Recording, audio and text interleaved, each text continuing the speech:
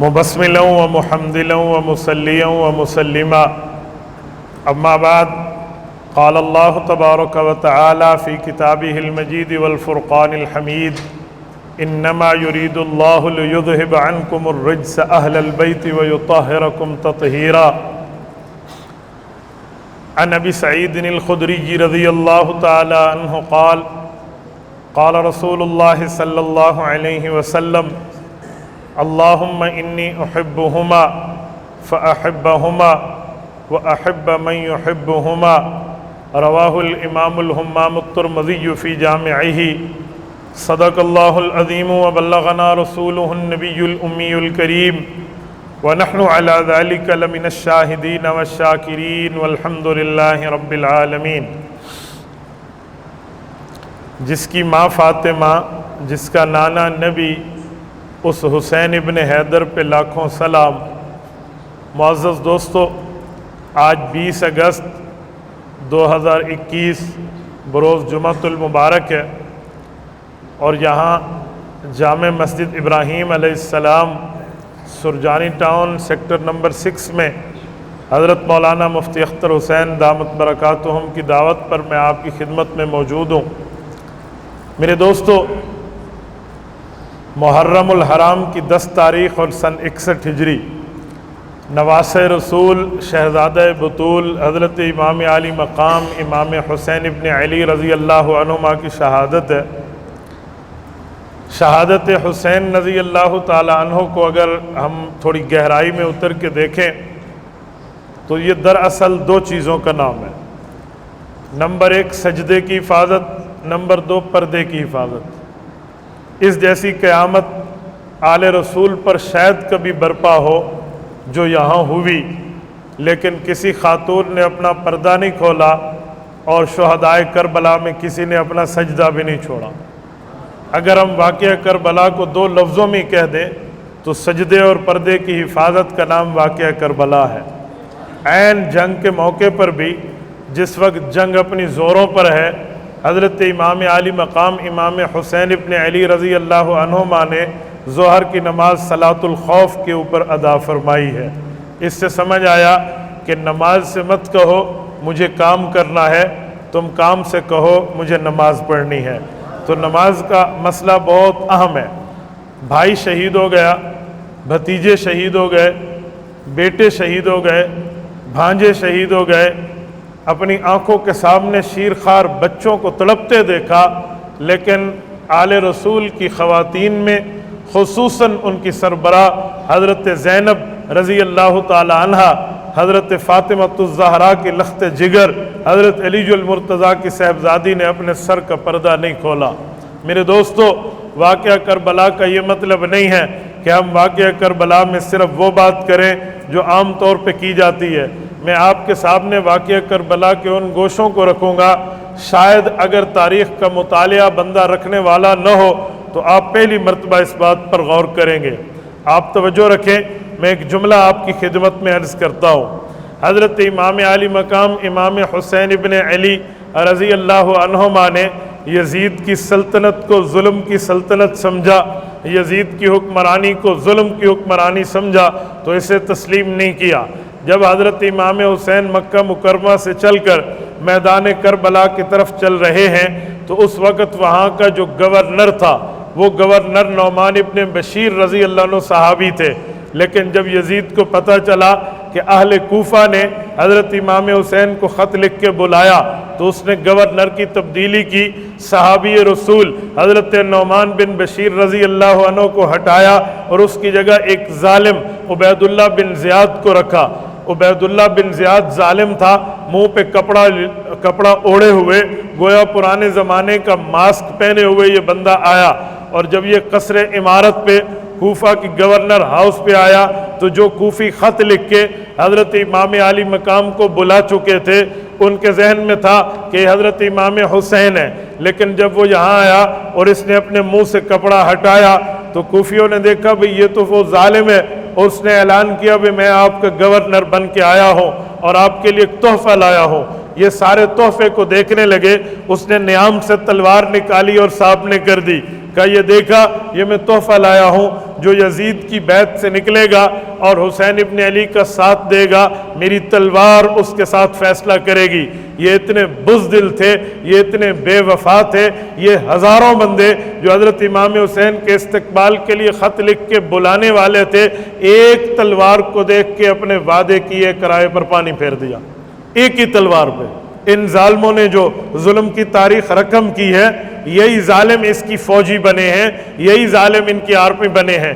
حضرت امام حسین رضی اللہ عنہ جب سامنے تشریف لائے تھے تو حضرت حسین نے خط کی بوریاں الٹ کے رکھ دی تھی اور انہیں کہا تھا کہ تم نے خط نہیں لکھے، یہ تحریریں تمہاری نہیں ہے، شیس ابن ربی تو نے نہیں لکھا، فلاں تو نے، ایک ایک کا نام لے کر کہا یہ آپ لوگوں نے ہمیں بلایا تھا اور آپ ہی نے یہاں ہمارے خلاف قتل کے سامان کے معاملے کو جمع کرنا شروع کر دیا، یہ کیا معاملہ؟ بہرحال میری بات کا مطلب ان لوگوں نے روایتی بے وفائی کی ذمہ داری پیش کی۔ یہ وہ طبقہ ہے کوفہ کا رہنے والا جس نے حضرت امام حسن رضی اللہ عنہ کو نیزہ مارا تھا، ان کی ران پر یا مذل المؤمنین کہا تھا اس وقت جس وقت انہوں نے حضرت معاویہ رضی اللہ عنہ کی بیعت کی تھی، اور اس وقت جب انہوں نے حضرت امیر معاویہ رضی اللہ عنہ کو اپنا خلیفہ اور سربراہ تسلیم کیا تھا۔ حضرت حسن رضی اللہ عنہ کوفہ سے ہجرت کر کے مدینہ طیبہ آئے ہیں۔ آج بھی اللہ آپ کو مدینہ منورہ لے جائے، آپ جنت البقیع جائیے، جنت البقیع میں اما فاطمۃ الزہرا رضی اللہ عنہا کی قبر انور کے ساتھ حضرت امام حسن رضی اللہ عنہ کی قبر موجود ہے۔ یہ وہ لوگ تھے تو بے وفا، تبھی تو صحابہ کرام کی اولادوں نے حضرت حسین کو چلتے وقت مکہ مکرمہ سے کہا تھا اے حسین ابن علی آپ مت جائیے، یہ بے وفا طبقہ ہے۔ حضرت حسین نے کہا انہوں نے مجھے اللہ کے واسطے دیے، آؤ ہماری دینی رہنمائی کرو، میں تبھی جانا چاہ رہا ہوں۔ ہزاروں خطوط ہیں، مکہ کے صحابہ نے کہا پھر آپ ایک بندہ بھیجیے، پہلے چیک کرے وہ جا کر یہ آپ کے ہیں، بات کو مانتے ہیں تو سفر کیجئے ورنہ نہیں۔ حضرت حسین رضی اللہ عنہ نے اپنے چچا زاد بھائی حضرت مسلم ابن عقیل رضی اللہ عنہما کو بھیجا تھا۔ جب وہ گئے تھے انہوں نے اس کے ہاتھ پر بیعت بھی کی، وعدے بھی کیے، وفا کے وعیدیں بھی، ساری باتیں کر کے وفا کے وعدے وعید کر کے کہا ہم آپ کے ساتھ ہیں۔ انہوں نے تصدیقی خط لکھ دیا اے حسین ابن علی آپ تشریف لائیے۔ حضرت حسین چلتے ہیں، پیچھے منظر نامہ بدل جاتا ہے، معاملہ ہل جاتا ہے، اور جو لوگ آج تک ساتھ دینے کا دم بھر رہے تھے یہی قاتلین کی صف میں نظر آتے ہیں۔ یہ تھوڑا سا پس منظر کی جھلکی، بلکہ پس منظر نہیں تہ منظر کی جھلکی میں نے آپ کی خدمت میں پیش کی ہے کہ یوں ہوا۔ حضرت حسین رضی اللہ عنہ کو راستے پر اطلاع ملی کہ جس نمائندہ کو میں نے بڑا بنا کے مسلم ابن عقیل کو بھیجا تھا انہوں نے ظالموں نے اسے بھی شہید کر دیا۔ تو حضرت حسین رضی اللہ عنہ کے ساتھ حضرت مسلم بن عقیل کے بھائی بھی ہیں، حضرت حسین کے ساتھ مسلم بن عقیل کے دو بڑے فرزند بھی ہیں اور باقی لوگ بھی ہیں۔ انہوں نے کہا ہم نے بدلہ لینا ہے اپنے بھائی کا، ہم چلیں گے۔ جتنے ساتھی مکہ سے لے کر زبالہ تک حضرت حسین کے ساتھ بطور تعاون چلے تھے یہ واپس گئے ہیں، اور حضرت حسین رضی اللہ عنہ نے اعلان کیا تھا جو جانا چاہتا ہے چلا جائے۔ 72 آدمی بچے تھے جن میں 21 اہل بیت کے افراد ہیں، سادات ہیں، گویا اولاد علی اور آل نبی ہے، اور 51 ان کے ساتھی اور مددگار تھے۔ یہ لوگ گئے ہیں میدان کربلا میں۔ اس وقت جب حضرت حسین پہنچے فرمایا میں 3 باتیں کرتا ہوں، یا تو میں جہاں سے آیا میں واپس ہی جا رہا ہوں، آپ لوگوں نے بے وفائی کر دی، اگر یوں نہیں ہے میں مسلمانوں کی کسی سرحد پہ جا کر دعوت جہاد کے لیے جانا چاہ رہا ہوں، اگر یوں بھی نہیں تو مجھے ڈائریکٹ یزید سے گفتگو کرنے دو، میں خود اس سے جا کر دمشق میں اپنے معاملے کو نمٹا لوں گا۔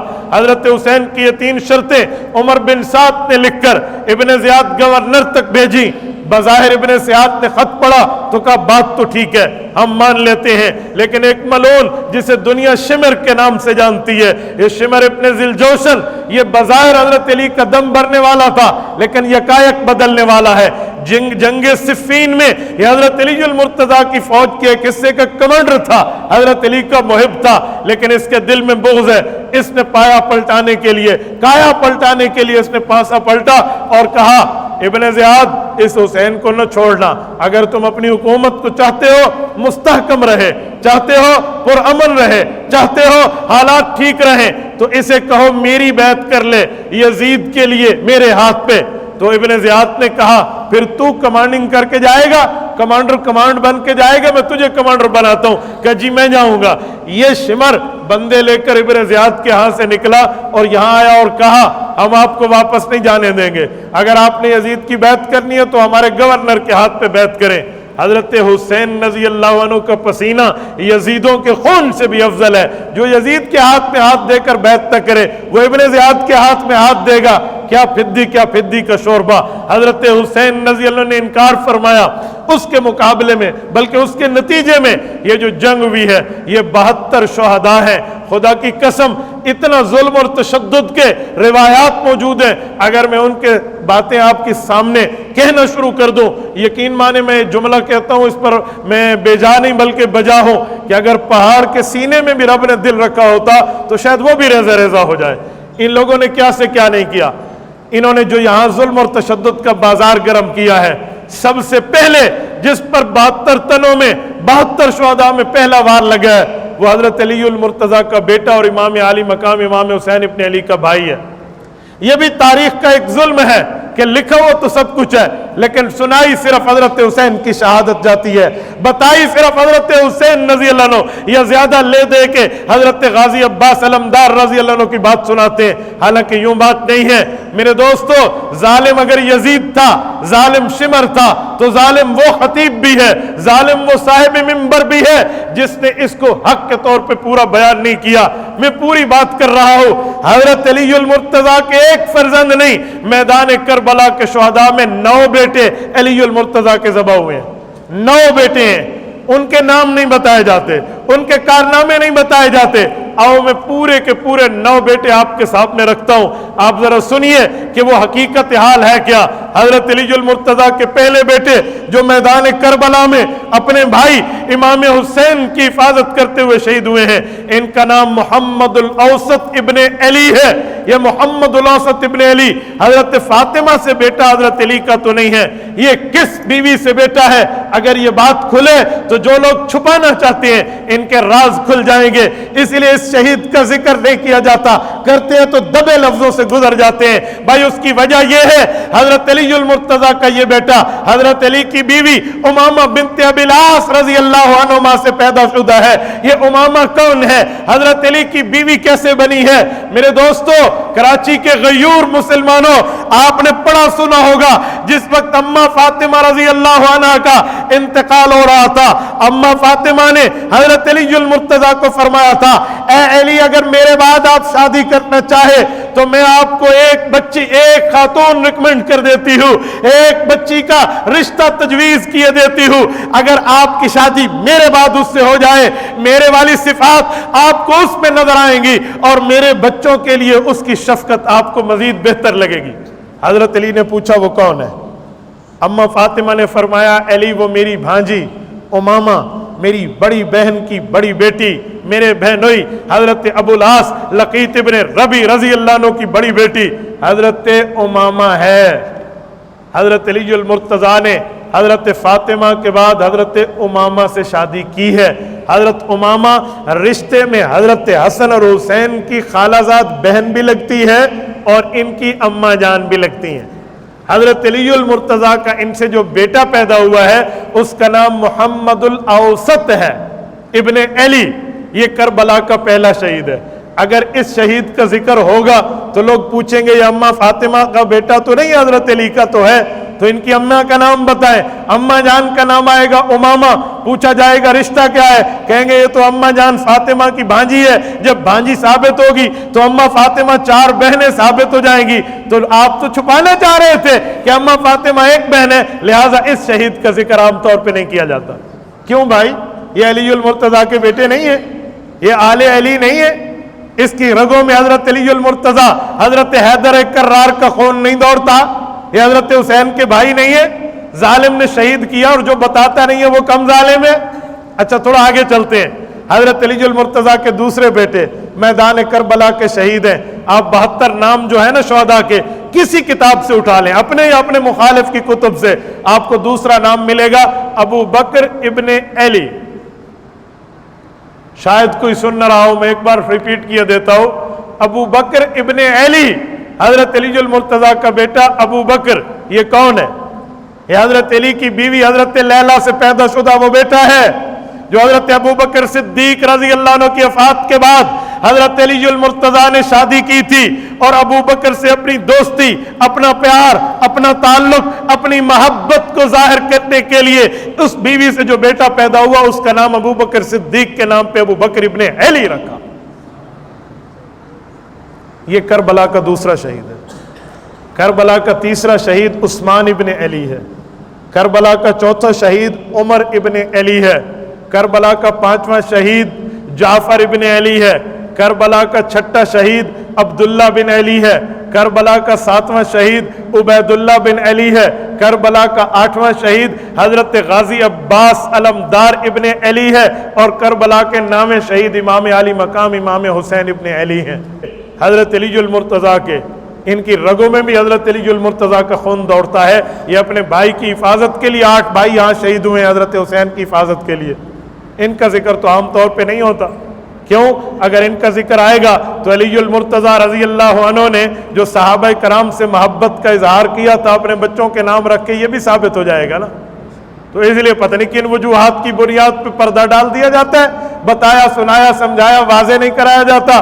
تو یہ بھی تو حضرت علی المرتضیٰ کے بیٹے ہیں، اور یہ بھی حضرت علی المرتضیٰ کی اولاد ہے۔ اچھا، حضرت حسین ابن علی رضی اللہ عنہ کے 3 بیٹے حضرت حسین کے ساتھ اس سفر میں ہیں۔ تینوں کا نام علی ہے۔ بڑے کا نام علی الاکبر، دوسرے کا نام علی الاوسط، تیسرے کا نام علی الاصغر ہے۔ بڑا اور آخری علی الاکبر علی الاصغر شہید ہیں۔ علی الاوسط جنہیں امام زین العابدین کہتے ہیں، یہ بیمار تھے، خیمے میں اپنی پھوپھا جان، اپنی پھوپھو حضرت زینب کے پاس تھے، اللہ نے انہیں غازی بنایا۔ تو حضرت حسین کے 2 بیٹے شہید ہیں، اور امام حسن کے بھی 2 بیٹے اسی میدان کربلا کے شہید ہیں۔ ان کے نام بھی کتب میں موجود ہیں، 72 تنوں میں ان کے نام بھی ہیں۔ ایک بیٹے کا نام ہے قاسم بن حسن، ایک کا نام ہے ابو بکر ابن حسن۔ یہ ابو بکر امام حسین کا بھتیجا ہے، حضرت علی المرتضیٰ کا پوتا ہے، اور امام حسن رضی اللہ عنہ کا لخت جگر اور نور نظر ہے۔ یہ ابو بکر ابن حسن بھی میدان کربلا کا شہید ہے، یہ قاسم ابن حسن بھی میدان کربلا کا شہید ہے۔ بھئی یہ ذکر کیوں نہیں ہے؟ اگر آپ مجھے اجازت دیں اور بندہ اس جملے کو ہضم کر پائے تو میں جملہ کہتا ہوں۔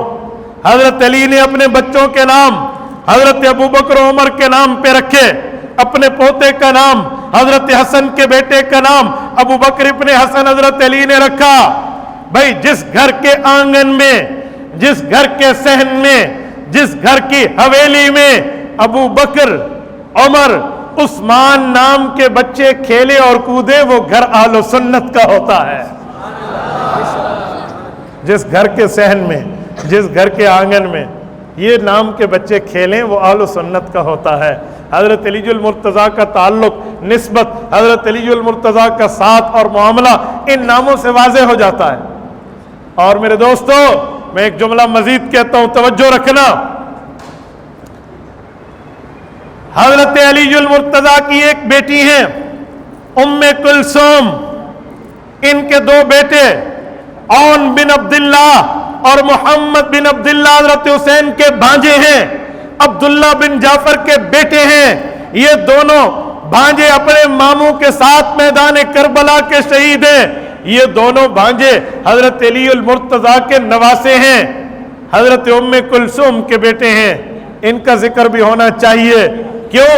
یہ ام کلثوم وہ ہیں حضرت علی المرتضیٰ نے حضرت عمر کو جس بیٹی کا رشتہ دیا تھا اس کا نام ام کلثوم ہے۔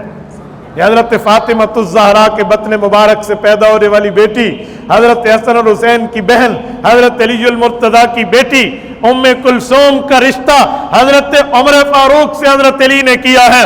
حضرت عمر فاروق اگرچہ سسر پیغمبر ہیں، اگر اس رشتے کو دیکھیں تو داماد حیدر بھی ہیں۔ اور جب حضرت عمر رضی اللہ عنہ کا رشتہ ہوا، شادی ہوئی، اس کے نتیجے میں حضرت عمر کا بیٹا زید بن عمر جو پیدا ہوا ہے، یہ زید بن عمر اسی ام کلثوم کے بطن اقدس سے پیدا ہوا ہے، جو حضرت علی کا نواسا، حضرت عمر کا بیٹا، اماں فاطمہ کا نواسا اور حضرت حسن حسین کا بھانجا ہے۔ حضرت عمر کی شہادت کے بعد حضرت علی المرتضیٰ اس بچی کی عدت گزارنے کے بعد دوسرا رشتہ کرتے ہیں، کس سے؟ حضرت علی اپنے بھتیجے عبداللہ بن جعفر بن طیار سے۔ جعفر بن طیار رضی اللہ عنہ حضرت علی المرتضیٰ کے بڑے بھائی ہیں، واقع موتا کے شہید ہیں، اردن کے شہید ہیں، وہاں پر ان کی شہادت ہوئی۔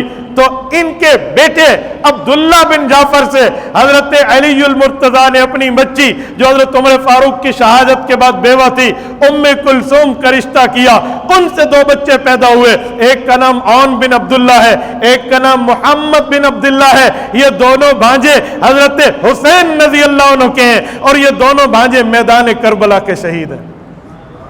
میرے دوستو، 2 بیٹے حضرت مسلم بن عقیل رضی اللہ تعالیٰ عنہ کے بھی ان کے ساتھ تھے جب وہ وہاں تشریف لے گئے، لیکن 2 پیچھے رہ گئے تھے، وہ اپنے چچا حضرت حسین کے ساتھ گئے ہیں، وہ بھی میدان کربلا کے شہید ہیں۔ کل ملا کر یہ 21 افراد کا اہل بیت سے حصہ یہ میدان کربلا کے شہید ہونے کا ہے، اور 51 ان کے باقی احباب ہیں، یہ میدان کربلا کے شہداء ہیں۔ ہمیں ان کا بھی تو ذکر کرنا چاہیے، لیکن میں نے شروع میں جو جملہ کہا تھا میں ایک بار پھر دوہرا رہا ہوں کہ حضرت حسین ابن علی نے اس کے باوجود بھی سجدہ نہیں چھوڑا، نماز با جماعت ادا کی ہے۔ حسینیت یہ ہے کہ آپ سے آپ کی نماز قضا نہ ہو، اور عورتوں کو پیغام یہ ہے کہ اس کے باوجود بھی ان کا پردہ دری پہ نہیں آیا، تو پردہ اور سجدہ یہ دونوں ملائیں تو واقعہ کربلا سے ہمیں سبق ملتا ہے۔ اللہ تعالیٰ آپ کو اور ہمیں صراط مستقیم عطا فرمائے، ان شہدائے کرام کا اللہ ہمیں فیض عطا فرمائے، ان کی تربت پہ اللہ کروڑوں ارب و رحمت نازل فرمائے۔ اقول قولی ھذا واستغفر اللہ وآخر دعوانا ان الحمد للہ رب العالمین۔ دیکھیں، ان سوالات و جوابات کا مطلب ہوتا ہے کہ بندہ اپنی اصلاح کر سکے۔ حدیث پاک میں ہے، سنن نبی داؤد کی روایت ہے، رسول پاک صلی اللہ علیہ وآلہ وسلم نے ارشاد فرمایا، حضرت عمر فرماتے ہیں کہ اللہ کے رسول فرماتے تھے، انما شفاء العی السوال، کہ جو بندہ روحانی طور پہ بیمار ہو اس کی روحانی صحت یہ ہے کہ وہ اہل علم سے سوال کر لے اور اس کے مطابق عمل کرے۔ تو اس حوالے سے یہ پہلا سوال ہے کہ ایک شخص نے سوال کیا ہے، کسی مفتی صاحب کے لکھ کے کہا ہے کہ جو شافی رفع الیدین کرتے ہیں نماز ہو جاتی ہے، تم ایسی بات میں نے کبھی نہیں کی، ہمارے مولانا نے۔ السلام علیکم مولانا، دعا فرمائیں، میری ساس کی طبیعت خراب ہے، اللہ انہیں صحت عطا۔ سب دوست دعا فرما لیں، اللہ پاک صحت کاملہ عاجلہ مستمرہ دائمہ عطا فرمائے۔ حضور پاک صلی اللہ علیہ وسلم کے ناموں کے ساتھ صلی اللہ علیہ وآلہ وسلم اور صحابہ کے نام کے ساتھ علیہ السلام، اہل سنت کا نظریہ، بھائی اصل میں پہچان کے لفظ ہوتے ہیں جس سے پہچان ہو جائے۔ لفظ پہچان جو ہے اس کے لیے انبیاء کرام کے نام کے ساتھ علیہ السلام بولا جاتا ہے، اور صحابہ کرام کے ساتھ رضی اللہ تعالی عنہ بولا جاتا ہے، اور صحابیہ کے ساتھ رضی اللہ تعالی عنہا بولا جاتا ہے، اور باقی جو بزرگان ہیں ان کے ساتھ رحمت اللہ علیہ بولا جاتا ہے۔ علیہ السلام کا لفظ یا تو انبیاء کے لیے ہے یا سابقہ امت کے بزرگوں کی پہچان کے لیے، اگرچہ وہ نبی نہ ہو، جیسے حضرت مریم علیہ السلام کہتے ہیں، اماں حوا علیہ السلام کہتے ہیں، تو سابقہ امت کی پہچان کے لیے یا نبی کے لیے۔ باقی موجودہ دور میں آپ کسی صحابی کو علیہ السلام کہہ دیں تو لفظی طور پہ کوئی ناجائز نہیں ہے، کوئی گناہ کی بات نہیں ہے، لیکن پہچان میں تھوڑا تعارف میں بندے کو مسئلہ ہو جاتا ہے کہ نبی کا ذکر کر رہے ہیں یا صحابی کا کر رہے ہیں، ورنہ سلامتی تو نبی پاک پر بھی ہے، ان کی آل پر بھی ہے، اصحاب پر بھی ہے، سب پر سلامتی ہے۔ ایک دوسرے کو ہم السلام علیکم کہتے ہیں تو ایک دوسرے پہ بھی سلامتی ڈال رہے ہیں، لیکن علیہ السلام کے لفظ سے پہچان میں فرق آ جاتا ہے۔ دیکھیں نا، ایک نام صحابی کا بھی ہے اور تابعی کا بھی ہے۔ صحابی نبی کے شاگرد کو کہتے ہیں اور تابعی صحابہ کے شاگرد کو کہتے ہیں۔ مثلا حسن ہے، حسن امام حسن بھی ہیں اور امام حسن بصری بھی ہیں، تو اب کیسے پہچان ہوگا جب میں کہوں امام حسن نے فرمایا؟ اب امام حسن بصری رحمۃ اللہ علیہ پتہ چل جائے گا یہ تابعی ہیں، امام حسن رضی اللہ تعالیٰ عنہ پتہ چل جائے گا یہ صحابی ہے۔ تو التباس نہ ہو، پہچان کے طریقے کو ٹھیک استعمال کریں، تو اس لیے رضی اللہ عنہ اس کا فرق ہے۔ باقی عام بزرگ کے لیے ہم رحمۃ اللہ علیہ کہتے ہیں، اور کہتے فوت والے کے لیے، تو آپ کیا سمجھتے ہیں زندہ پہ رحمت نہیں ہوتی؟ تو زندہ پہ ہم کہتے نہیں اللہ پہ رحمت نازل فرمائے، تو زندہ پر بھی تو رحمت ہوتی ہے، تو پھر مردہ کو کیوں کہتے ہیں رحمت؟ وہ بھائی پہچان ہوتی ہے کہ یہ دنیا سے چلا گیا ہے، ورنہ یہ نہیں ہے کہ فوت شدہ پہ رحمتیں اور زندہ پہ لعنتیں ہیں، یوں نہیں ہے، رحمت سب پہ ہوتی ہے۔ یہ پہچان کے اپنے اپنے الفاظ ہیں، تو یہ اہل سنت والجماعت کو تو یہی نظریہ ہے۔ خانہ کعبہ کے رکن یمانی کی فضیلت کو بیان کر دیں۔ خانہ کعبہ کے تو 4 رکن ہیں، رکن شامی ہے، رکن یمانی ہے، رکن عراقی ہے اور رکن حجر اسود ہے، تو آپ صرف رکن یمانی کی فضیلت کیوں پوچھ رہے ہیں؟ میرے خیال میں آپ کے ذہن میں ایک بات ہے کہ رکن یمانی کے ساتھ دیوار ٹوٹی تھی اور حضرت علی المرتضیٰ رضی اللہ عنہ کی اماں جان اندر تشریف لے گئی تھی، یہی ہے، تو اس کو شریعت میں معتبر نہیں مانا گیا۔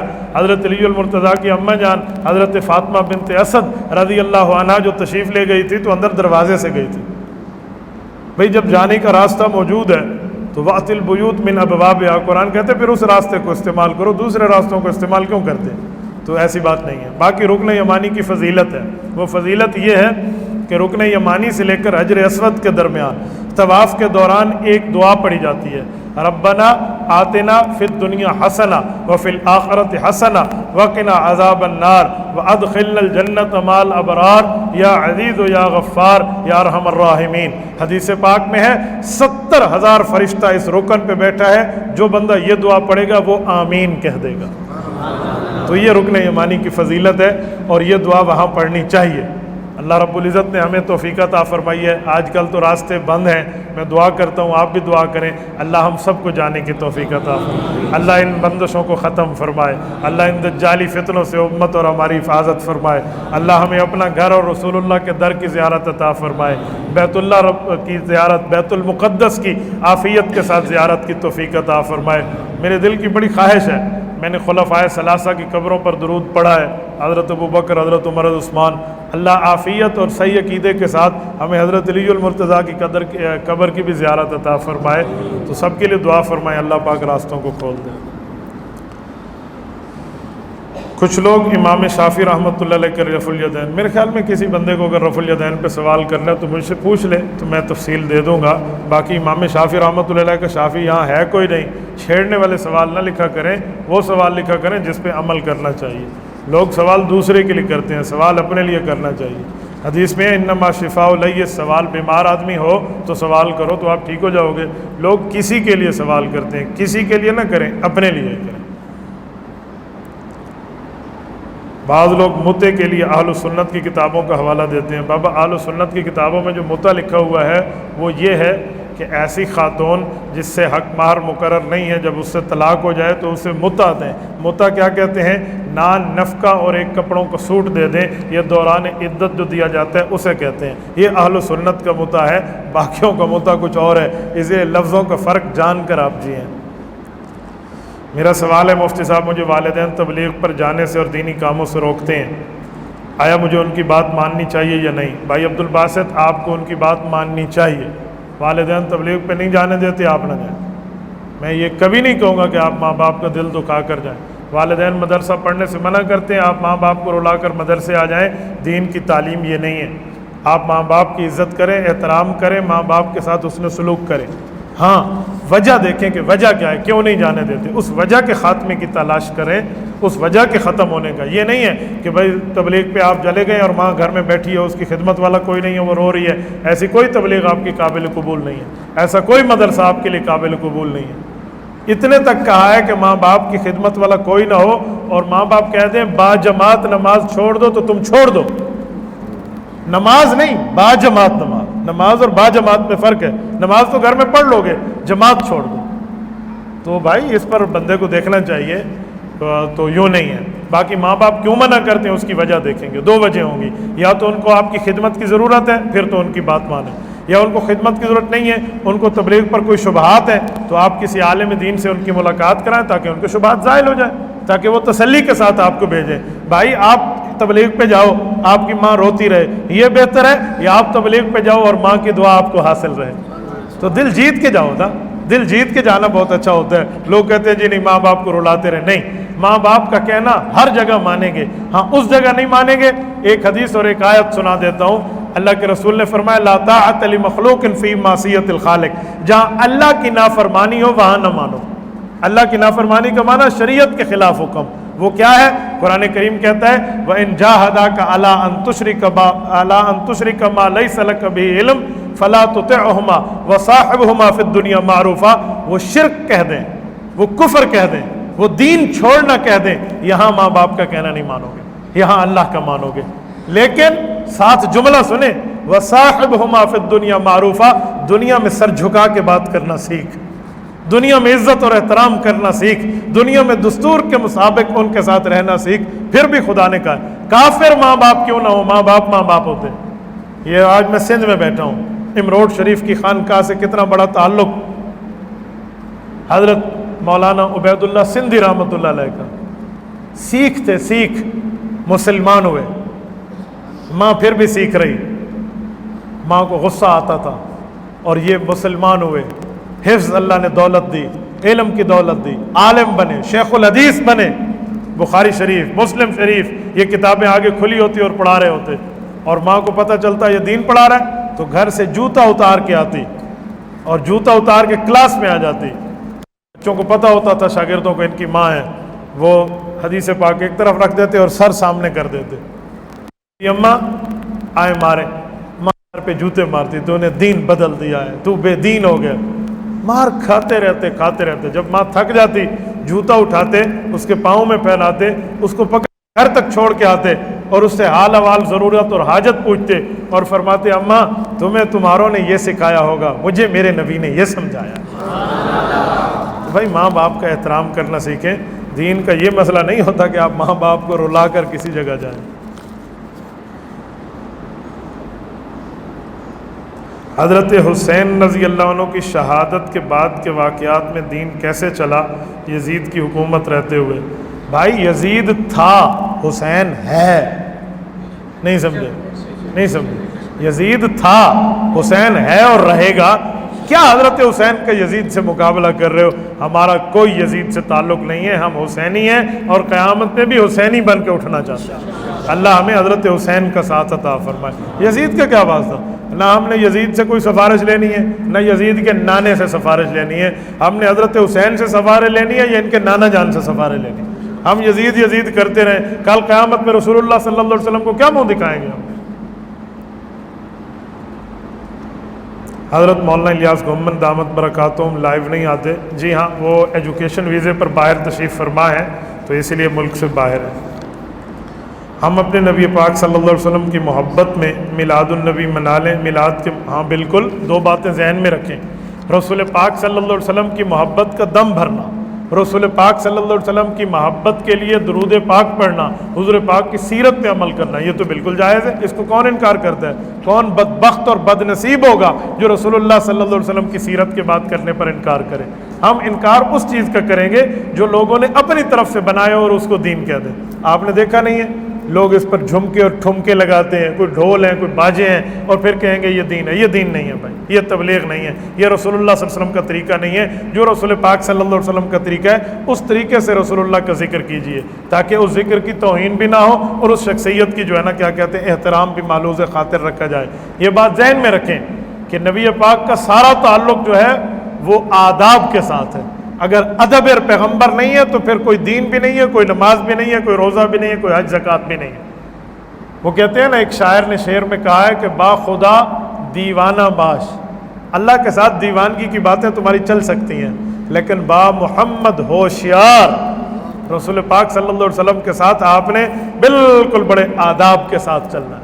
رسول پاک صلی اللہ علیہ وسلم کی آپ سیرت اور میلاد کا ذکر کریں اور ان چیزوں سے کریں جس سے رسول اللہ نے منع فرمایا ہے، تو یہ یاد رکھیں حضور پاک علیہ السلام پر امت کے اعمال پیش ہوتے ہیں، اور جب اعمال روزہ رسول پہ حضور کے سامنے پیش ہوئے اور ہم گناہ کے ساتھ پیش کریں تو کیا منہ دکھائیں گے حضور پاک کو؟ تو بھائی وہ کام کریں جو سنت ہو، وہ کام نہ کریں جو بدعت ہو، وہ کام کریں جس سے حضور پاک کے دل میں ٹھنڈ پڑ جائے، وہ کام نہ کریں جس سے رسول اللہ صلی اللہ علیہ وسلم کو دکھ پہنچے۔ حدیث پاک میں اللہ کے رسول نے فرمایا ما رأیت من خیر حمدت اللہ علیہ وما رأیت من شر استغفرت اللہ لکم۔ یہ مولانا شبیر احمد عثمانی رحمۃ اللہ علیہ نے سورۃ نحل آیت نمبر 89 وَجِئْنَا بِكَ شَهِيدًا عَلَىٰ هَٰؤُلَاءِ کی تفسیر میں، تفسیر عثمانی حاشیہ نمبر 7 میں لکھا ہے امت کے اعمال حضور پر پیش ہوتے ہیں، اچھے عملوں کو دیکھتے ہیں کہ میری امت نے اچھے عمل کیے ہیں، حضور پاک اللہ کا شکر ادا کرتے ہیں، اور برے اعمال کو دیکھ کے حضور پاک تو نالائق کے لیے استغفار کرتے ہیں۔ تو ہم یہ کام تو نہ کریں بھائی۔ صحیح بخاری میں موجود ہے کہ حضور پاک علیہ السلام نے نماز میں رفع الیدین کیا، اور آپ امام اعظم کے طریقے پہ پڑھتے ہیں، میں اس طرف جانا نہیں چاہتا تھا، آپ لے کر جاتے ہیں۔ صحیح بخاری میں حدیث موجود ہے، حضور پاک نے رفع دین کیا، میں مانتا ہوں۔ میں انکار کروں حضور پاک نے نہیں کیا، پھر آپ مجھے بتائیں۔ پوری صحیح بخاری میں ایک روایت نہیں ہے کہ حضور نے ہمیشہ کیا۔ بھائی کیا ہے، شروع زندگی میں کیا ہے، اس کے بعد چھوڑ دیا ہے۔ صحیح بخاری میں چھوڑنے والی روایت موجود ہے، جلد اول صفحہ 103 پر حضرت ابو حمید ساعدی رضی اللہ عنہ کی روایت ہے۔ صحابہ کے مجمع میں ٹھہر کے فرمایا میں تمہیں حضور والی نماز پڑھ کے دکھاؤں؟ کہا جی پڑھ کے دکھائیں۔ وہ اٹھے، انہوں نے پوری نماز پڑھ کے دکھائی ہے، اس میں کسی جگہ رفع دین کا ذکر نہیں ہے سوائے پہلی دفعہ میں، کسی جگہ بھی نہیں ہے۔ بھئی صحابی نماز کا طریقہ سکھائے اور حضور پاک جو آخری وقت نماز پڑھ کے گئے ہیں اس میں صحابی کوئی بات چھوڑ دے تو باقی صحابہ تو روک دیتے، باقی تو کوئی نہیں روک رہا۔ ابو حمید ساعدی رضی اللہ عنہ کی صحیح حدیث صحیح بخاری میں موجود ہے، اس میں سارا انہوں نے نماز کا رستی کا طریقہ بتایا، یہ تو نہیں بتایا۔ تو بھائی اللہ کے رسول نے رفع الیدین کیا ہے، پھر چھوڑ دیا ہے۔ رفع الیدین حضور پاک صرف رکوع میں نہیں کرتے تھے، سجدے میں بھی کرتے تھے۔ 18 جگہ حدیث پاک میں رفع الیدین کا ثبوت ہے، تو 18 جگہ ہے، 17 جگہ آپ نے چھوڑ دیا اور ایک جگہ کی دلیلیں دے رہے ہیں، تو 18 جگہ ہی چھوڑنا ہے۔ بھائی حضور پاک صلی اللہ علیہ وسلم نے جسے چھوڑ دیا ہے ہم اسے کیوں کریں؟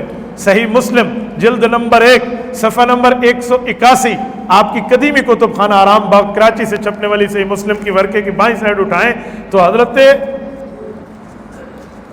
جابر ابن سمرہ رضی اللہ عنہ صحابی ہیں، وہ فرماتے ہیں اللہ کے رسول تشریف لائے اور ہم نماز پڑھ رہے تھے، خرج رسول اللہ وکنہ صلینا، ہم نماز پڑھ رہے ہیں، حضور پاک علیہ السلام تشریف لائے، ہم نے رفع دین کیا تو اللہ کے رسول کو پسند نہ آیا۔ حضور پاک نے فرمایا مالی اراکم رافعی ایدیکم، یار میں تمہیں رفع دین کرتے دیکھ رہا ہوں، چھوڑ دو۔ کأنہا اذناب خیل شمس، یہ تو شریر گھوڑوں کی طرح دھو ملا رہے ہو، اسکنوا فی الصلاۃ، نماز میں سکون اختیار کرو۔ تو بھائی جہاں کرنے کی روایات ہیں وہ میں مانتا ہوں، جہاں چھوڑنے کی ہے وہ آپ مان لیں، اس میں کوئی لڑائی فساد کی بات تو نہیں ہے۔ نماز آپ نے بھی اللہ کے لیے پڑھنی ہے اور ہم نے بھی اللہ کے لیے پڑھنی ہے۔ اور جو بندہ رفع الیدین کرے اور کہے کرنا بھی ثابت ہے چھوڑنا بھی ثابت ہے، دونوں طریقے ٹھیک ہیں، ہم ان کے پیچھے نماز پڑھتے ہیں جیسے حج اور عمرے پہ جاتے ہیں۔ تو جو ڈٹ کے ڈٹائی اور ضد کے ساتھ کہے کرنا تو ثابت ہے، نہ کرنے والے کی نہیں ہوتی، میں اس کے پیچھے نہیں پڑتا، کیوں؟ یہ حضور کے عمل کا انکار کر رہا ہے۔ تو بھائی آپ نے جب گنجائش ہے تو آپ کیوں خواہ مخواہ سے لڑتے ہیں، خواہ مخواہ سے فساد کیوں دیتے ہیں؟ حدیث پاک دونوں میں شروع میں کیا بعد میں چھوڑ دیا۔ اچھا ایک بات اور کرو، جہاں رفع یدین لکھا ہوا ہے اس کے ساتھ ایک اور حدیث بھی لکھی ہوئی ہے کہ نماز میں باتیں بھی کرتے تھے، تو یہ حدیث پہ آپ عمل کیوں نہیں کرتے؟ ایک صحابی آئے، ساتھ والے سے پوچھا بھائی کون سی رکعت چل رہی ہے؟ اس نے کہا جی تیسری رکعت کا، تیسری رکعت کی نیت اللہ اکبر، یہ بھی تو حدیث ہے، تو آپ یہ کیوں نہیں کرتے؟ آپ کہتے ہیں نماز میں بولنا منع ہو گیا تھا بعد میں، تو بھائی نماز میں رفع دین بھی منع ہو گیا تھا بعد میں، تو ایک نظر آتی ہے ایک نظر نہیں آتی۔ مسئلہ یہ ہے کہ ہمارے تبلیغ جماعت کے بزرگ کہتے ہیں پورے دین پر عمل کرنے میں کامیابی ہے، ادھورے دین پر عمل کرنے میں کامیابی نہیں ہے۔ تو بھائی پوری بات کریں، آپ ادھوری بات کیوں کرتے؟ حضرت عبداللہ بن مسعود فرماتے ہیں نماز میں سلام دعا ہوتی تھی رضی اللہ عنہ، میں ایک دفعہ آیا، میں نے اللہ کے رسول کو نماز میں سلام کیا، السلام علیکم یا رسول اللہ فداک ابی و امی، یا رسول اللہ خیریت ہے؟ اللہ آپ کو طبیعت صحت کے ساتھ عافیت کے ساتھ آپ کا سایہ ہمارے اوپر سلامت با کرامت رکھے، خیریت؟ حضور نے جواب نہیں دیا، میں نے پھر سلام، پھر جواب، تیسری بار کے بعد میں سوچنے لگا اوے عبداللہ بن مسعود تجھ سے کوئی غلطی ہو گئی، حضور پاک تجھ سے ناراض ہو گئے، اوے کوئی استغفار کر، اوے اللہ سے معافی مانگ، کیا ہو گیا؟ اللہ کے رسول کے سلام پھیرنے تک میرے دل پہ قیامت ٹوٹ رہی۔ حضور نے سلام پھیرا اور میں ڈر ڈر کے آگے ہونے کی ہمت ہی توڑ بیٹھا تھا کہ حضور مجھ سے ناراض ہیں، تو حضور نے بڑے پیار اور شفقت سے بلایا اور مجھے فرمایا عبداللہ اللہ نے آیت اتار دی ہے۔ کیا آیت؟ قرآن کریم کی آیت اتری ہے وَقُومُوا لِلَّهِ قَانِتِينَ، اللہ کے سامنے مؤدب بن کے ٹھہرو، آج کے بعد نماز میں بولنا منع ہو گیا ہے۔ تو بھائی یہ بھی تو حدیث ہے، تو وہ بھی حدیث ہے، لیکن میں حیران ہوں اپنی حدیث نظر آتی ہے، دوسرے کی حدیث نظر نہیں آتی۔ بھائی اگر آپ کے جیب میں حکومت پاکستان کی اجازت سے جاری ہوا اور حامل لہٰذا کو مطالبے پر ادا کرے گا نوٹ ہے تو میری جیب میں بھی ہے، میں نے جیلی نہیں رکھے ہوئے، آپ کے پاس اگر صحیح حدیث ہے تو ہمارے پاس بھی ہے۔ احترام کرنا سیکھیں، گنجائش سیکھیں، خواہ مخواہ سے دوسروں پر الزام عائد نہ کریں۔ جب میں احترام کرتا ہوں تو جواب پہ بھی احترام ہونا چاہیے۔ حضرت الحاد کی وضاحت کر دیں۔ الحاد اور بدعات یہ دو متضاد چیزیں ہیں، جتنا دین ہے اس کو بڑھا دو، اسے کہتے ہیں بدعات. جتنا دین ہے اس کو گھٹا دو, اسے کہتے ہیں الہاد. نہ گھٹاؤ نہ بڑھاؤ, اسی راستے پہ چلو, اسے کہتے ہیں اہل سنت والجماعت. تو نہ ہم الہاد والے ہیں کہ دین کم کر دیں, نہ ہم بدعات والے ہیں کہ دین بڑھا دیں. بھئی ہم اہل سنت والجماعت والے ہیں, اصلی دین پڑھاتے ہیں. بس اسے الہاد اور بدعات کہتے ہیں. شمر حضرت امام سے کیا رشتہ داری تھی؟ اگر رشتہ داری ہے تو پھر اس کا کیا مطلب ہے؟ شمر کو معاف کر دیں. ام البنین کا بھائی ہے. ام البنین حضرت علی المرتضیٰ کی بیوی ہے, حضرت عباس غازی علمدار کی اماں جان ہے. اس رشتے میں شمر حضرت غازی عباس علمدار اور حضرت حسین کا ماموں لگتا ہے. آپ اس کے ماموں کا ٹائٹل دے کے اس کی جرم کو بچانا چاہتے ہیں؟ چلو میں اس سے بڑھ کے ایک رشتہ داری دیتا ہوں. حضرت نوح علیہ السلام کا بیٹا کنعان, کیا رشتہ داری تھی نوح علیہ السلام سے؟ سگا بیٹا تھا, خون اس کی رگوں میں وقت کے نبی کا چل رہا تھا. اللہ نے فرمایا یا نوح انہ لیس من اہلک انہ عمل غیر صالح. اے نوح علیہ السلام, وہ آپ کا اہل نہیں, وہ بے ایمان ہے, اس کے عمل ٹھیک نہیں ہے, وہ کافر ہے. فحال بینہم الموج وکان من المغرقین, غرق ہو گیا. بھائی سگا بیٹا اگر بے ایمانی کرے, خدا اسے دور کر دے, یہ تو ماما تیسرے درجے کا ہے, یہ بچے گا؟ تو رشتہ داری بتا کے شمر کے ساتھ محبتیں نہ بڑھوائیں, وہ کام کرے جو کام کرنے کا ہے. جی موبائل کے اوپر جو دم وغیرہ کرتے ہیں اس کا کیا بیٹا مجھے نہ دم آتے ہیں نہ مجھے پتہ ہے, یہ اس سے پوچھے جو کرتے ہیں. نبوت خواب نبوت کے 40 حصہ جی اس کا کیا مطلب؟ ترمذی شریف کی آخری صفحے کا سوال انہوں نے کیا ہے. کہتے ہیں حدیث پاک میں ہے کہ خواب نبوت کا 46واں حصہ ہے, جو ہمیں ترمذی کی آخری روایت ہے. تو اس کا کیا مطلب ہے؟ یہ بڑے لوگ سوال کرتے ہیں کہ خواب نبوت کا 46واں حصہ ہے, سچا خواب. تو کہتے ہیں جی ہم نے خواب دیکھا, تو کیا اس کا کیا مطلب ہے؟ نبوت جاری ہے. اور اس سوال کو پھر قادیانی بڑے اٹھاتے ہیں کہ جی خواب نبوت کا 46واں حصہ ہے, تو اس کا کیا مطلب ہے؟ تو بھائی بہت آسان, بہت ایزی آنسر ہے اس کا, بہت آسان جواب ہے. رسول پاک صلی اللہ علیہ وسلم کا اعلان نبوت کس عمر میں ہوا ہے؟ بولیے بولیے. 40 سال. اور اس کے بعد 6 ماہ اللہ کے رسول کو خواب آئے تھے, 6 ماہ خواب آئے تھے. اول ما بدی بہ رسول اللہ رؤیا صالحہ, حدیث پاک میں ہے, صحیح بخاری جلد اول باب کیف کان بدء الوحی الی رسول اللہ صلی اللہ علیہ وسلم میں, کہ 6 ماہ سچے خواب آتے تھے حضور پاک علیہ السلام. وکان لا یرا فی رؤیا الا فلک الا جاء فلک الصبح, فرمایا جو رات کو خواب دیکھتے صبح کی روشنی کی طرح صبح ثابت ہو جاتا. تو 40 سال وہ اور 6 ماہ خواب والے, یہ ملا کر نے نبوت کا 46واں حصہ خواب کہا گیا. 40 سال اعلان نبوت سے پہلے, یہ نہ کہنا نبوت سے پہلے, فرق کرو. حضور پہلے بھی نبی تھے, اعلان نبوت سے پہلے. یہ جو لوگ غلطی کرتے ہیں نا کہ 40 سال میں نبوت ملی, جی نہیں, حضور پاک پیدائشی نبی ہیں, پیدائشی نبی ہیں. 40 سال میں نبوت کا اعلان ہوا. تو اعلان نبوت سے پہلے کے 40 سال اور 6 ماہ اعلان نبوت کے بعد والے خواب, یہ کل ملا کے 46 بنتے ہیں نا. تو فرمایا سچا خواب ہوگا تو یہ نبوت کا وہ 46واں حصہ ہے, یعنی اعلان نبوت سے پہلی والی زندگی کی فضیلت اسے مل رہی ہے. اتنی سی بات ہے, اس کا معنی نبوت کا جاری ہونا نہیں ہے. آپ کے سوالات تو جامع ترمذی سے کم بھی نہیں ہے. کوئی اپنے لیے پوچھو, ہم نے نماز پڑھنی ہے, روزہ رکھنا ہے, ہم نے کوئی دین پہ عمل کرنا ہے, شلوار ٹخنوں سے اوپر رکھنی ہے, سنت کے مطابق شکل بنانی ہے, گناہ نہیں چھوٹتا اس سے توبہ کرنی ہے, یہ سوال پوچھے. جی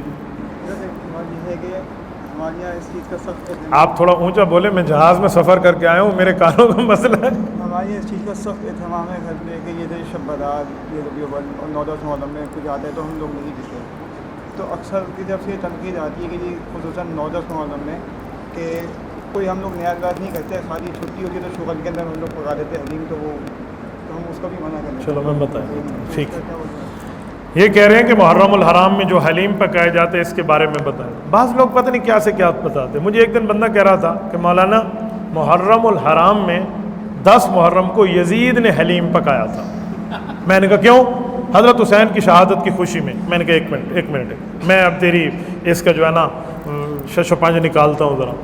اس وقت موبائل جیز چل رہا تھا, ٹیلی نار چل رہا تھا, زونگ چل رہا تھا, یوفون بن نظر, کیا چل رہا تھا؟ کہتے کیوں؟ میں نے کہا 10 محرم کو شہادت ہوئی اور 10 محرم کو فون ہو گیا یزید کو، اس نے حلیم پکا لیا، 2200 کلومیٹر دور بیٹھا ہے یزید، حضرت حسین تو کربلا میں شہید ہوئے، اس کے آرڈر پہ شہید ہوا تھا حضرت حسین کے ساتھ یہ معاملہ، وہ شامل تو نہیں تھا، وہ تو 2200 کلومیٹر دور تھا، تو یزید کو کس نے بتایا تھا؟ اسی دن فوراً اس نے حلیم پکا لیا۔ کہتے ہیں سوچنے کی بات ہے۔ میں نے کہا پھر جھوٹ نہ بولیے، ایسے نہ کہو خواہ سے، کوئی حلیم اس لیے پکاتا ہے کہ لوگ بدعات اور غلط معاملے میں نہ جائیں، ہمارے پاس آ کر دینی بات سن لیں تو پکانا بالکل جائز ہے، کوئی منع نہیں ہے، ٹھیک ہے؟ وہ اس وجہ سے پکا رہا ہے کہ لوگ کسی اچھی بات سننے میں آ جائیں، کسی برے بات میں نہ چلے جائیں، یا کوئی غلط عقیدے کی بات نہ سن لیں، پھر ٹھیک ہے۔ اور اگر کوئی اس لیے پکاتا ہے کہ اس دن پکانا بہت ثواب ہے، تو بھائی ایسا نہیں ہے، کسی دن خاص طور پہ کھانا پکانا ثواب ہے، شریعت میں ایسا کوئی نہیں ہے۔ ہاں غریب کے لیے کسی دن پکا کے دے دیں، یہ ثواب ہے، اپنے لیے پکائیں اور ثواب کی مہر ساتھ لگا دیں، یہ آپ کا کام ہے، شریعت کا معاملہ نہیں ہے۔ دوسری بات، حدیث پاک ہے، حضور پاک صلی اللہ علیہ وسلم کا فرمانے عالی شان ہے کہ 10 محرم الحرام کو اگر کوئی آدمی اپنے گھر والوں پر کھانے پینے کے رزق کے معاملے میں وسعت کر دیتا ہے، یعنی بہت کھلا ان پر خرچ کرتا ہے 10 محرم کو، فرمایا 1 سال اگلا اس کے اوپر اللہ رزق وسیع کر دیں گے۔ یہ تو حدیث ہے، یہ حدیث ہے، ٹھیک ہے؟ اس طرح آپ کر لیا کریں تو بہت بہتر ہے۔ حضرت امام سفیان ثوری رحمۃ اللہ علیہ، حضرت امام سفیان ثوری بہت بڑے آدمی ہیں، بہت بڑے آدمی ہیں، سیر اعلام النبلاء میں کانا یفتی بقول ابی حنیفہ، تو حضرت سفیان ثوری رحمۃ اللہ علیہ جو 161 ہجری میں ان کی وفات ہے، آج 1443 ہجری ہے، کم از کم یہ 1250 پونے 1300 سال پہلے کے آدمی ہیں، وہ فرماتے ہیں اس حدیث پر میں نے کئی بار عمل کیا اور صحیح کا صحیح پایا، مشکات میں روایت موجود ہے ان کی، تو اسی لیے یہ تو آپ کر سکتے ہیں، لیکن کسی دن کو خاص کر کے آپ کھانا پکائیں اور کہیں بدھ کو ثواب ہے منگل کو نہیں ہے، نہ بابا، آپ بدھ کو پکائیں یا منگل کو پکائیں، آپ کا ثواب ہے۔ حضرت جب آپ کراچی آتے ہیں تو فیس بک پہ اپنا ڈال دیا کریں کہ کون سی بجلی میں کہاں جاؤ، ٹھیک ہے، یہ ضرورت ڈل جاتے ہیں، میرے خیال میں ساتھی لگا دیتے ہیں، نہیں، وہ پتہ نہیں چلتا۔ 2 مہینے بعد یہاں تشریف لایا کریں گے آپ، یہ ڈن وہ تو یہاں آئیں گے نا، اور بھی جگہ نہیں انشاءاللہ جب آئندہ آنا ہوگا تو اس کا اعلان پیج پہ کر دیا جائے گا انشاءاللہ۔ مجھے پانی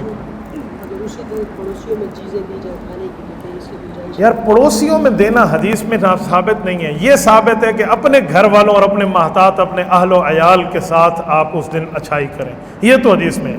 کسی پڑوسی کو دے دیں کوئی ناجائز نہیں ہے، لیکن اس کو آپ ضروری سمجھنا شروع کر دیں گے جرم ہو جائے گا۔ ویسے آپ کسی پڑوسی کو دے دیں وہ نہیں مسئلہ، لیکن اس کو پارٹ آف دا ہولی شریعہ نہیں سمجھیں کہ یہ شریعت کا حصہ ہے۔ جی ہمارے سے دیوبند بھائی کہتے ہیں کہ 10 دن کے اندر ہم شربت پئیں گے، نہ ہم حلیم کھائیں گے، شباد آتی ہے نہ کہتے ہیں ہم حلوہ نہیں کھائیں گے مہینے کے اندر، یہ سب یہ سادے بندے ہیں، سادے بندے ہیں، سادے بنتے ہیں۔ جتنا ثبوت ہے وہ تو میں نے عرض کر دیا، یہ بھی میں نے آپ کو سنا دیا 10 محرم الحرام۔ مطلب جی یہ حضرت یہ کھانا مطلب چاہیے یا مطلب یہ بالکل بیٹا میں تو کہہ رہا ہوں اپنا کھانا بنائیں اور گھر میں اس دن کھلائیں، یہ بہت سے لوگ کہتے ہیں نہیں کھانا چاہیے، اس مہینے میں نہیں کرنا چاہیے، آج نہیں اس دن خاص کر کے جو بناتے ہیں نا کہ اس دن بنانے کا ثواب ہے، یوں نہیں ہے، مہینہ مطلب لوگ کہتے ہیں مہینہ کسی دن بنا لیں، محرم بنا لیں، سفر میں بنا لیں۔ داڑھی کے لیے حدیث پاک میں رسول پاک صلی اللہ علیہ وسلم نے 1 مٹھی داڑھی رکھی تھی، حضور پاک کی 1 مٹھی ہوتی تھی، تو اب کتنی رکھیں؟ صحابی جو یہ بتاتے ہیں نا کہ حضور کی 1 مٹھی داڑھی تھی، ان کا نام ہے عبداللہ بن عمر رضی اللہ عنہ، وہ حج اور عمرے کے موقع پہ بیٹھ جاتے تھے اور لوگوں کو اس حدیث کو سنایا کرتے تھے عملی طور پہ۔ امام بخاری فرماتے ہیں کان ابن عمر اذا حج او اعتمر قبض علی لحیتی فما فضل اخذو، ایک ہاتھ میں کینچی ہوتی اور ایک ہاتھ سے داڑھی کو پکڑ لیتے اور 1 مٹھی کے بعد اس داڑھی کو کاٹ لیتے اور فرماتے حضور پاک علیہ السلام کی 1 مٹھی داڑھی ہوتی تھی، تو کم از کم 1 مٹھی داڑھی ہے، اس کے آگے اگر آپ حفاظت کے ساتھ رکھ سکتے ہیں تو آپ رکھیں، کوئی جرم نہیں ہے، لیکن کم از کم جو ہے وہ 1 مشت داڑھی ہے، حضور پاک صلی اللہ علیہ وسلم نے رکھی ہے۔ یہ داڑھی کے متعلق میں ایک جملہ کہوں، وہ لوگ جن کی داڑھی نہیں ہے وہ اعتراض نہ سمجھیں، میں ایک حدیث بیان کر رہا ہوں، مرنا کوئی سمجھے کہ ہمیں کوئی برا کہہ رہا ہے، جی نہیں، ہر بندے کا ایک اپنا فعل ہے، اسے پتہ ہے کہ وہ اچھا کر رہا ہے برا کر رہا ہے۔ میرے بھائیوں داڑھی جو ہے یہ ہماری اسلامی وردی ہے، نہیں سمجھے، جب ہم قبر میں جائیں گے نا تو یہ سارے لباس اتر جائیں گے، یہ سب کچھ اتر جائے گا، وہاں ہمارے پاس کوئی آئی ڈی کارڈ نہیں ہوگا کہ فلی ویکسینیٹڈ ہیں یا آپ کے پاس کارڈ ہے یا نہیں ہے، آپ مجھے دکھائیں اور کیا، وہاں آپ کی شکل کلمے کے بعد آپ کی شکل آپ کے نبی جیسی ہوگی تو وہ آپ کی وردی اسلامی ہوگی. یہ واحد سنت ہے جو ہمارے ساتھ قبر میں جائے گی. کلمے کے بعد اس لیے کہہ رہا ہوں کہ ہو سکتا ہے کوئی غیر مسلم چلا جائے وہ تو کلمہ ہی نہیں سنا سکے گا نا, تو ہم کلمہ سنا کے داڑھی رکھیں گے تو اور بات, ورنہ لوگ داڑھی اور پردے کے بارے میں بڑی عجیب باتیں کرتے ہیں. میری ایک ہیڈ آف دا ڈپارٹمنٹ ہے ایجوکیشن کی, ہمارے خیبر پختونخوا سے, ان سے ملاقات ہوئی, مجھے کہنے لگے مولانا پردہ تو دل کا ہوتا ہے نا, خاتون ہے. میں نے ایک دو بار تو جی ادھر ادھر کیا, لیکن اب مسئلہ بار بار کہہ رہی ہے, میرے منہ سے کہلوا رہی ہیں کہ بھائی تم کہو پردہ دل کا ہوتا ہے. میں نے کہا امی جان کھانا کھانا بھی دل کا ہوتا ہے, پانی پینا بھی دل کا ہوتا ہے. آئندہ یوں بوٹل کھولیں اور ادھر لگا دیں, دل پانی پی لے, نوالا اٹھائیں اور دل کو کھلا لیں, دل کھائے گا. میں نے کہا جب دل کا پردہ ہوتا ہے تو دل کھائے گا بھی صحیح. بھائی پردہ جسم کا ہے, آپ نے دل کا بنا لیا, خدا کی بندی دل تو پہلے پردے میں ہے, نہیں سمجھے, دل تو پہلے برقعے میں ہے نا, دل تو پردے میں ہے, آپ نے پردے کو دل کے ساتھ جوڑ دیا ہے, تو یہ بات ٹھیک نہیں ہے. صحیح ہے, اللہ آپ کو خوش رکھے.